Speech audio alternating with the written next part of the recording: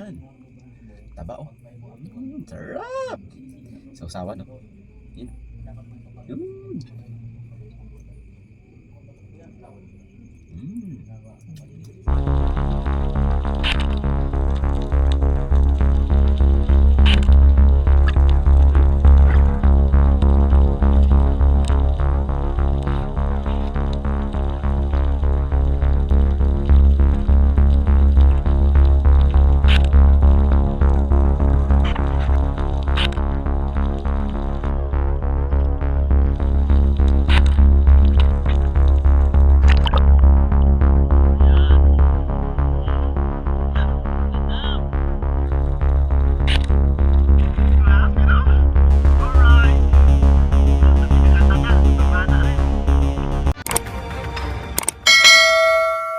Good morning mga kaspero.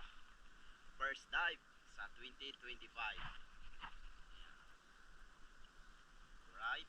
So, sana makakita tayo ngayon dahil ito yung buwinamano natin na day spear fishing sa 2025. Ayan. Kasama natin si Master Danny. Ayan siya. Si Master X. Doon. Tapos si Kuya. Ganda ng panahon mga kaspero. Medyo kalma ngayon. Kaya makakarami tayo. Ayan o. Kalmada mga kaspero. Ayan o. Flat na flat yung dagat. Sana nandyan yung mga bait para makabuhay naman tayo ng mga pelagic.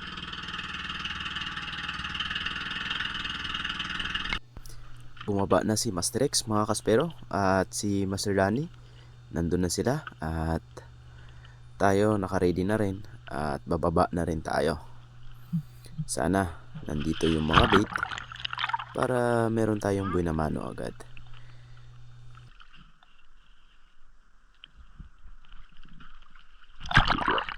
At hindi nga tayo nagkakamali. Nandito yung mga sardines.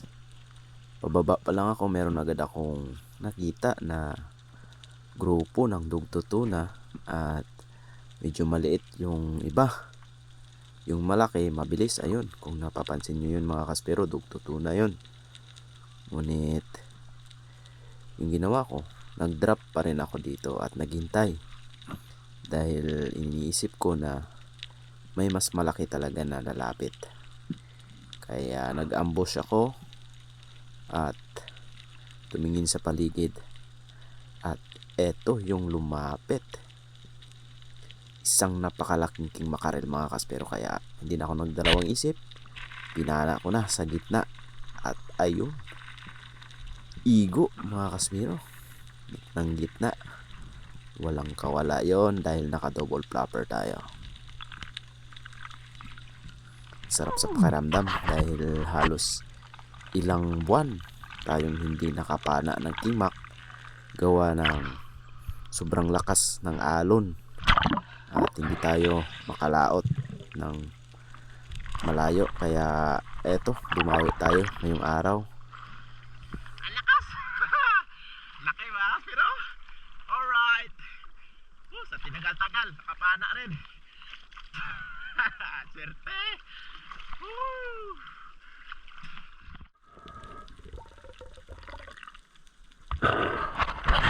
Pagkatapos kong na-secured yung tanigin natin mga kaspero, nawala na yung mga bait, yung mga sardines, dahil hinabol sila ng mga dugto tuna at saka mga rainbow runner. Hindi na namin alam kung saan pumunta yung mga bait na yun. Kaya yung ginawa namin, lumipat kami ng ibang spot. At itong spot na to, dito lagi akong nakakapana ng mga unicorn fish, maya-maya, long nose emperor. Kaya eto, pagka drop ko, kung napapansin nyo yung bato sa unahan, merong parang kuweba dyan. At ayan yung tirahan ng mga maya-maya. Kaya naghintay ako ng kaunti. At syempre, nagmamasid tayo sa bawat paligid dahil hindi natin alam yung mga lumalapit sa atin. Baka merong a giant trevally. Hanggang sa Medyo tumagal tayo at wala pa ring lumapit. At yung lumapit sa atin, eto yung hinahunting natin. Yung maya-maya lumabas at ayan, papalapit mga kaspero. Ayun oh. Yari ka ngayon. Ayun, igo. Sa gitna, tinamaan, kaya walang kawala. Dagdag sa ating huli at syempre, dagdag sa ating first class na pangbenta. Yan. Bali, yung per kilo niyan mga kaspero, 280. Napakamura na yan. Dahil pagdating na sa palengke, maabot na ng 500 to 450 ang kilo. Kaya yung mga bumibili sa amin, sulit talaga sila dahil bukod sa mura, fresh na fresh pa mga kaspero.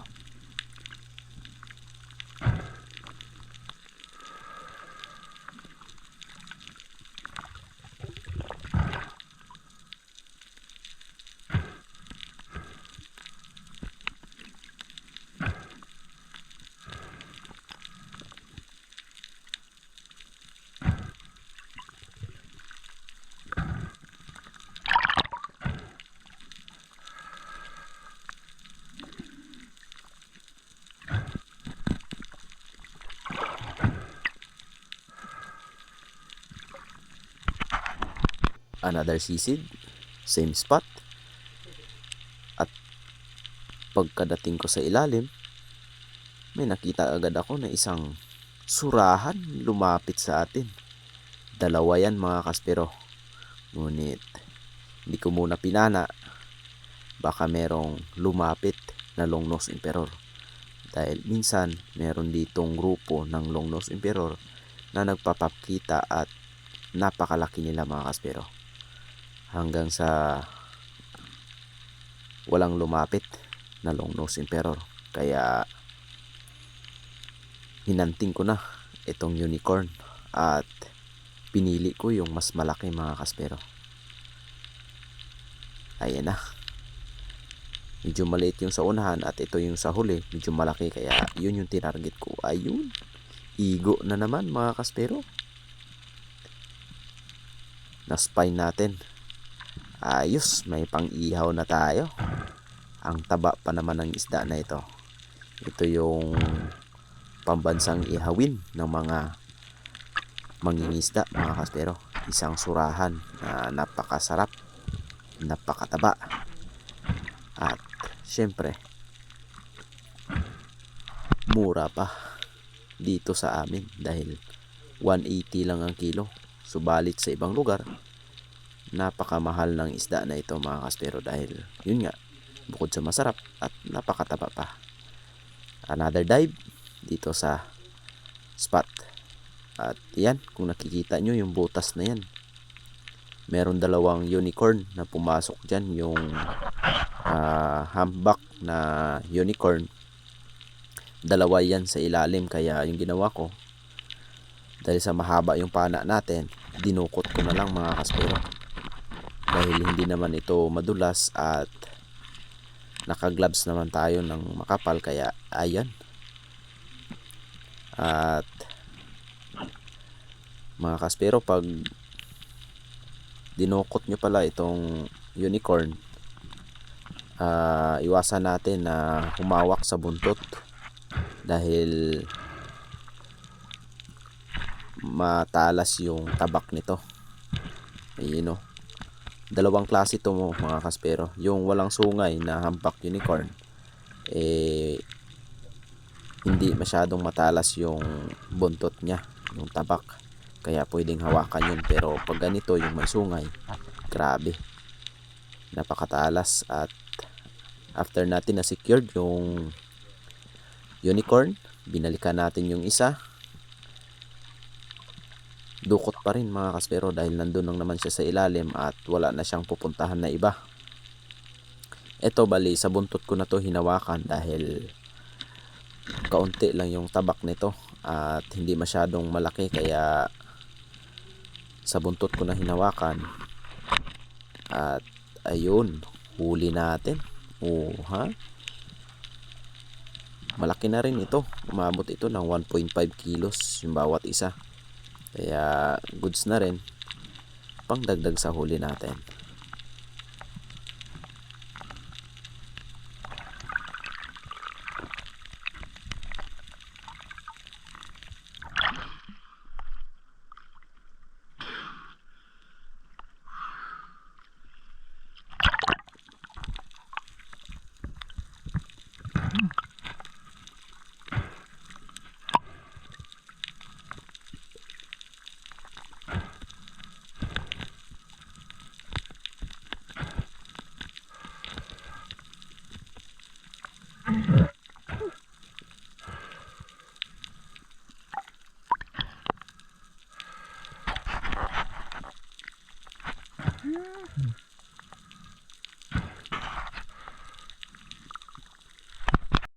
Baba ulit tayo. Kung napapansin nyo yung bato na yan, yan yung tirahan ng mga maya-maya o red snapper. Nag-drop ako dyan, nagbabaka sakali, baka may lumabas at makapana pa tayo ng isa. At ayun nga, meron akong napansin doon na paaligid-aligid. Ngunit hindi muna ako pumana dahil napansin ko sa mga maliliit na isda na nasa unahan ko, biglang nagsialisan na parang nagtaranta, mga kaspero. Isa lang yung ibig sabihin yan, merong malalaking isda na lalapit sa atin. Kaya yung ginawa ko, naghintay na lang ako. At eto yung mga nangyari. Ayun, nagsialisan. At nakita ko na yung papalapit sa atin. Ang daming long nose emperor. Kaya eto, tinira ko na agad yung papalapit sa atin. Hindi na ako pumili. Gawa ng medyo kapos na rin tayo sa hangin. Kaya yung ginawa ko, pinana ko na. At ayun, igo sa mata, mga kaspero. Dagdag sa first class na mga huli natin, another 280 per kilo. Ayun, oh, bullseye. Sana all ganyan yung patama para walang kawala. Yung lalim ng pinapanaan natin around 18 meters lang.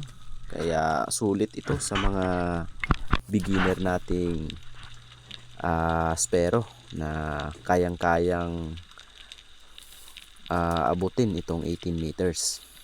At same spot, baba ulit tayo, baka merong lumapit. Tingin-tingin sa paligid. Ayan, baka meron. At yun, papana sana ako dito ng maya-maya, ngunit pagtingin ko sa gilid, dun sa malayo, merong papalapit sa atin na 3 piraso.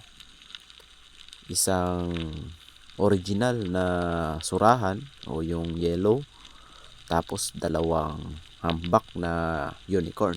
Siyempre, dito tayo sa mas masarap. Ayun, kung napansin nyo, yun yung nauna, malaki na. Ngunit yun, malaki din sa gilid. At eto yung gitna, yung titirahin natin. At buti, tinamaan kahit medyo malayo, gitnang gitna pa rin dahil sa malapad itong isda na ito. Surahan. Yari ka, ihaw ka na naman, mga kaspero.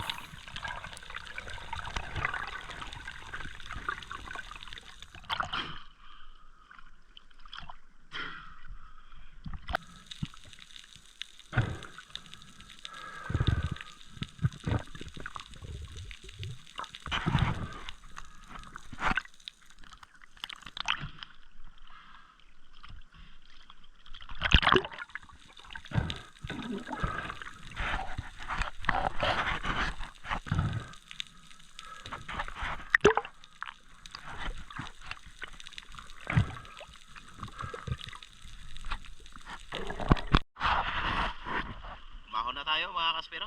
Dagdagan na natin maya pag second dive natin. Ito yung unang huli natin. Maya-maya, unicorn na masarap pang ihaw. dinukot ko lang to mga kaspero sa butas. Ayan, itong dalawang piraso. Dalawa, dinukot ko lang to, hindi ko na pinana. Tapos nakadali tayo ng itong nose emperor. Ayan. Tsaka isang malaking unicorn. Ayan. Ito yung pambansang ihawin natin mga kaspero. Taba. Naka 2, 4, naka 6 na piraso tayo. So sana mamaya nakadali tayo ng malaki.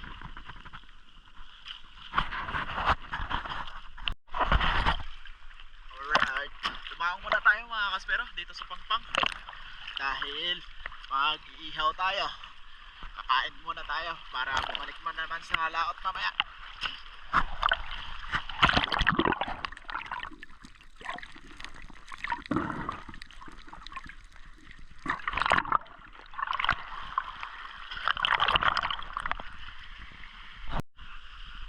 Yan, may apoy na.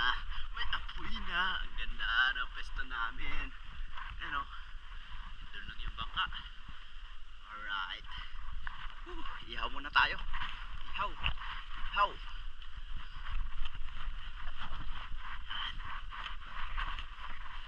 Ay, sunog. Lain mo tanga pangihaw ron. Ay. Diyan. Bakit mo kayaw? Balat lang yan. Bakit kino? Sunog. Oh, ito na yun. Oh, laha na. Ang isda.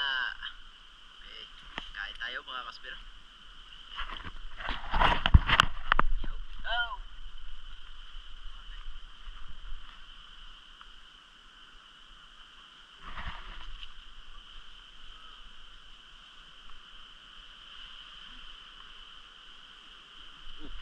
Grabe oh. White na white ang meat. Sarap.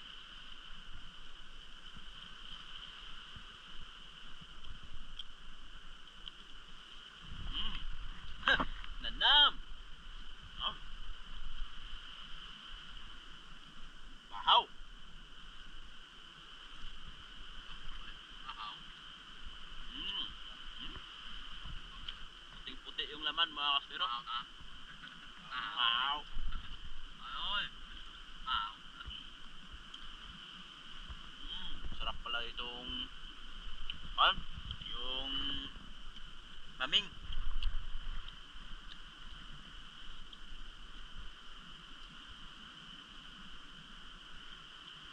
Pagkatapos namin kumain at nakapagpahinga na rin, binalikan ko yung spot kung saan nakapana ako ng isang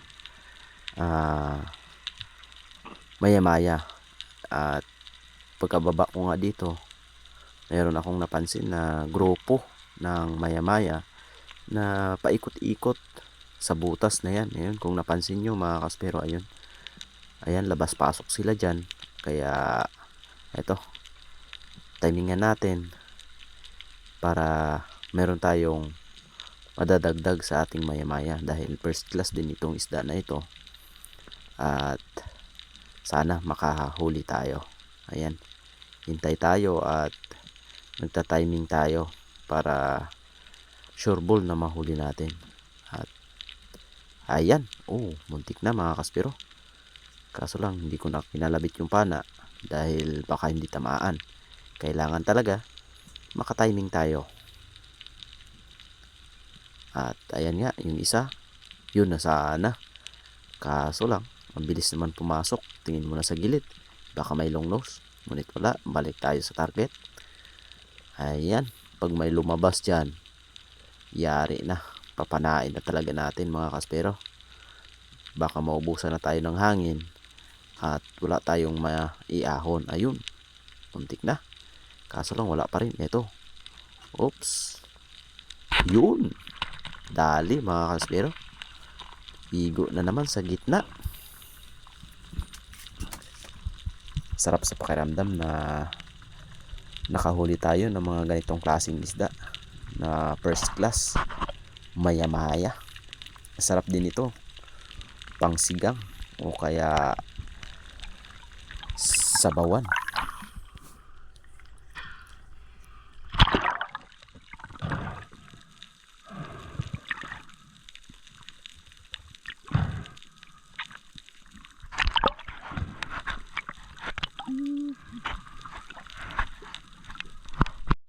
pagkatapos kong na-secured yung maya-maya natin, nag-move tayo sa unahan ng spot dahil merong malaking bahura dito at meron akong nakita na 2 pirasong lobster. Kaso lang, parang bad size pa. Pero goods na to pang ulam dahil lumabot na siguro ito na mga 3 to 4 grams. Ayun, ito yung mas malaki yung sa unahan kaya try natin na hulihin kung mahuhuli natin. Yun. Oops! Ayun. Ay, sayang. Hindi nahuli mga kaspero. Hayaan na lang natin. At nag-move tayo ulit dito sa unahan. Itong spot na to, dito ako laging nakakapana ng mga sweet lips. Minsan unicorn. At ang ganda kasi ng bahura na nasa unahan na yan mga kaspero, yung malaki. Yan yung bahay ng mga sweet lips. At naghintay nga ako dito dahil hapon na rin ito. Ayun, kung napapansin nyo, medyo cloudy na yung ilalim ng dagat. Gawa ng sadyang malabo pa talaga. Dahil sa lakas ng alon, parang lumabo yung tubig. At hindi nga tayo nagkamali sa ating pwesto. Ayan, papalapit na yung sweet lips. Kaya eto, yari ka ngayon. Ayun, igo na naman mga kaspero. Na spine shot. Ang ganda ng mga pagtira natin sa isda natin ngayong araw mga kaspero ho. Yun, gitnang gitna. Walang kawala. At ito na rin yung last fish of the day natin dahil mag-alas 5 na ng hapon at kailangan na nating umuwi.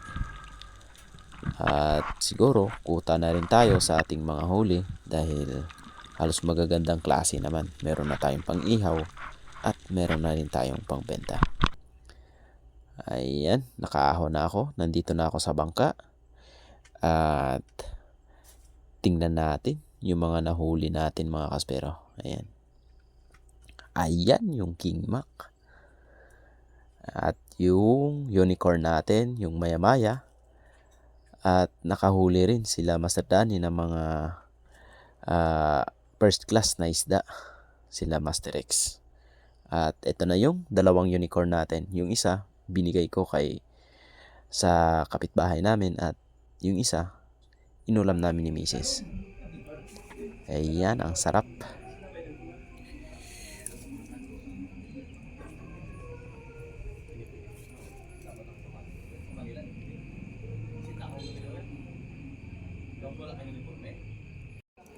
Yay! Shush!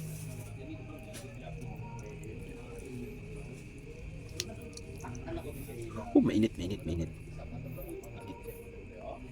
Sauce.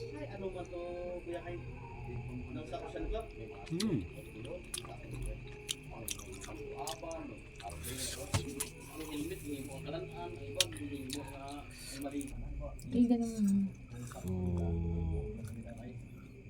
Surahan. Taba oh. Sarap. Sausawan oh. Yun. Yun.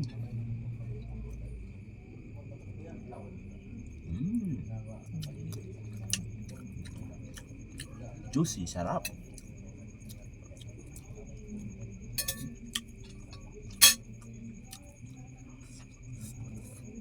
Grabe.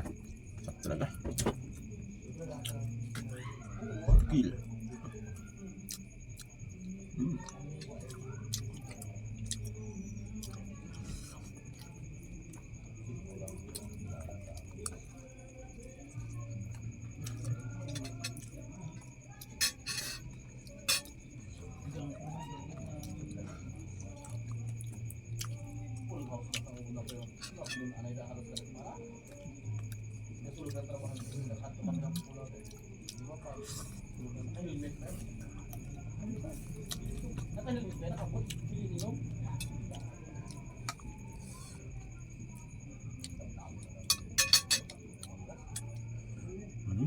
Yung taba mga kaspero. Ano ba?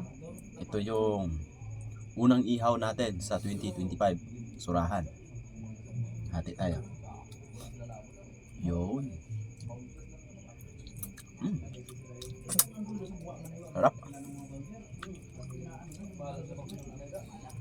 Saan mo yan sige? Dun. Kanila.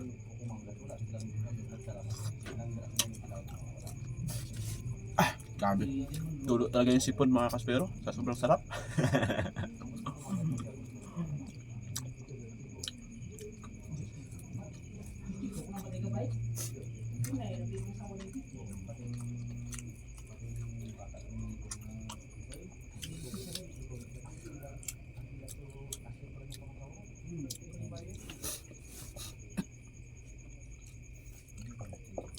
Ang sarap.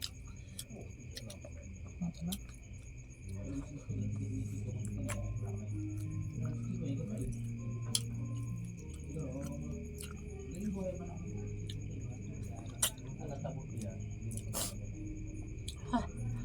Napapaiyak ako.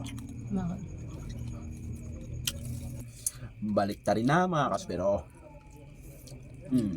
Ha? Tuklap agad yung balat nito. Yun o. Grabe. Sarap. Ubos talaga yung isang piraso eh. Mahigit 1 kilo to mga kaspero pero Ito ba ko? sarap. Taba kasi. Ano ako?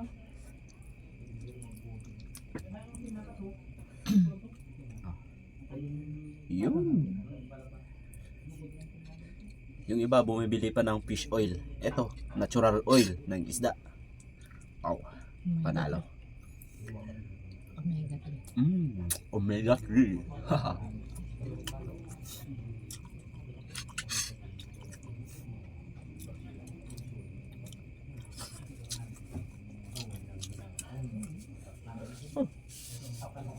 Tulo talaga sipon. Maanghang pa na sausawan. Panalo talaga.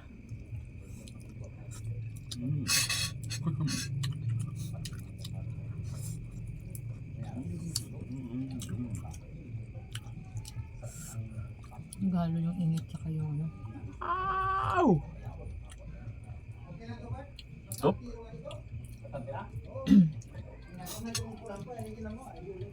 Hindi pinansip ko. Hindi ako pinansip nilagay. Ito na yung nangyari sa surahan natin. Ayan, bukog na lang. At hanggang dito na lang ang ating video mga kaspero. Maraming salamat sa walang sampag suporta. See you on next video.